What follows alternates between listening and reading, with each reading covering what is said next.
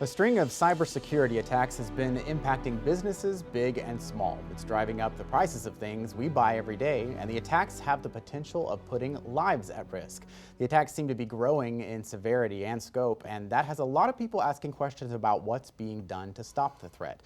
Joining us for Insight is Congressman Michael McCaul. He is the lead Republican on the House Foreign Affairs Committee and the co-founder of the Congressional Cybersecurity Caucus. Welcome. Thanks, Josh. Thanks for having me. Sure. So we see these attacks in the headlines. It seems like they are more frequent. Is that the case, and why? They've gone up about 300% since the beginning of the year. I think since the new administration has come in, I think in my judgment, Putin, Russia is testing the new administration. This would be the sixth largest attack since the president got sworn in. And certainly since this summit 3 weeks ago, this is the largest ransomware attack in U.S. history.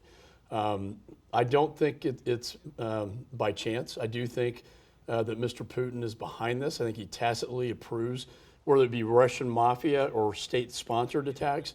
It's all coming out of the Kremlin. And I think we have to be strong in our response. I mean, the president drew red lines at the summit, and now Mr. Putin is crossing that red line again. And I think it's important that we respond when he crosses the red line. Yeah, what is the federal government's role here? I mean, businesses are being attacked, so is it up to them to amp up security? Well, I started the Cybersecurity Agency under Department of Homeland Security, authorized it into law that interfaces with the private sector to make it more resilient, share threat information, and that helps.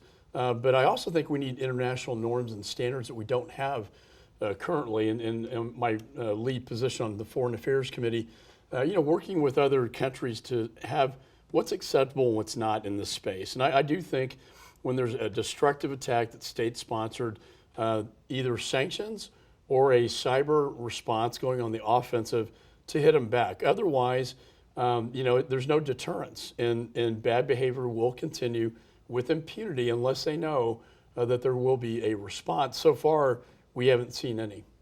When you talk about Russia, you mentioned working with other countries. Specifically, how do you do that? Well, it's hard to work with Russia. Any foreign nation adversary like China, Russia, Iran, North Korea, they all perpetrate these cyber attacks on a daily basis, but we can work with our allies. We work with the Eastern Baltic nations that get hit by Russia on a daily basis. And I think we have to be punitive. I think, again, sanctions on the oligarchs where it counts. And this money, this ransomware, goes through Bitcoin to these Russian mafia groups, then to the oligarchs, and then ultimately ends up in Mr. Putin's coffers.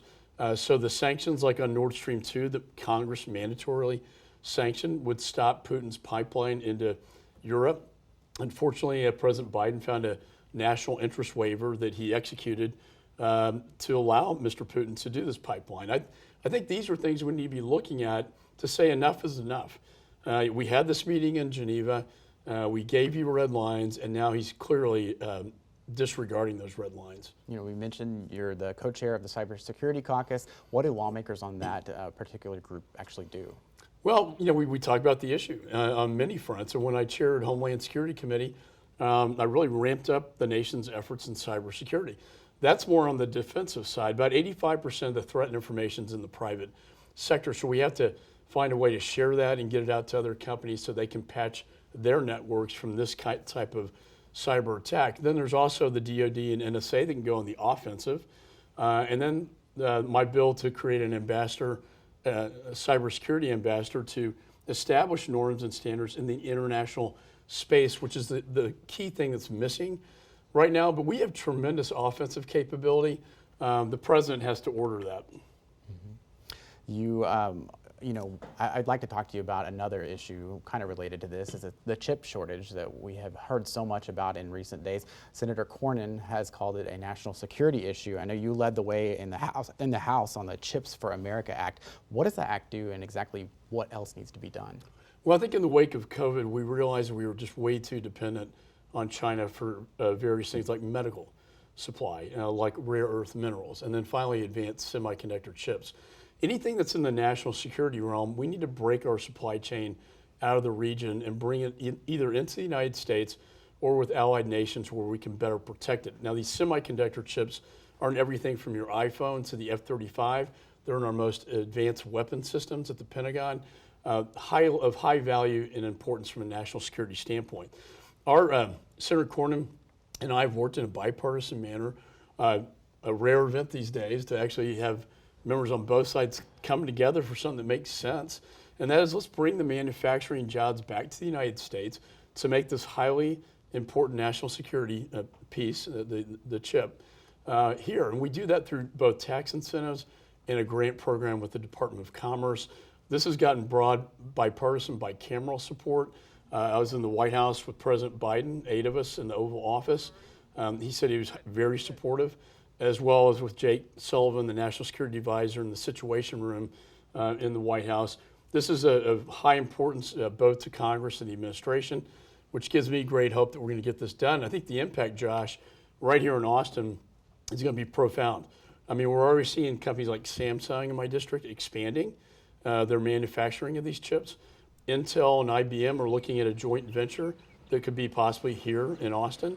IBM's largest facility is right here in Austin. And I think you'll see more and more of these fabrication plants popping up in this area, which will create high-paying jobs. And for each job it does create, it creates 5 more jobs in our Austin economy. It could be a really big boom for our economy here, but also to protect our national security. What's standing in the way of those incentives? Congress. You know, I've gotten better at passing legislation, but you really have to work across the aisle, which we've done effectively, to make sure you get it done. It was authorized in the National Defense Authorization Bill. The Senate has passed it, the funding piece, and now it's in the House right now, where I will be sort of leading the effort to get it done in the House. We'll probably have a conference committee, House and Senate, and then hopefully get this done by the end of the year. All right, Congressman McCaul, thank you very much. Thanks, Josh. Thanks for having me. Your doctor writes a prescription, then your insurance company questions whether you really need it. Before they can get appropriate therapy and before they can understand how risky their disease is to them, they have to go through this process of waiting. But a new Texas law may change the equation, how it could greatly reduce the number of prior authorization delays.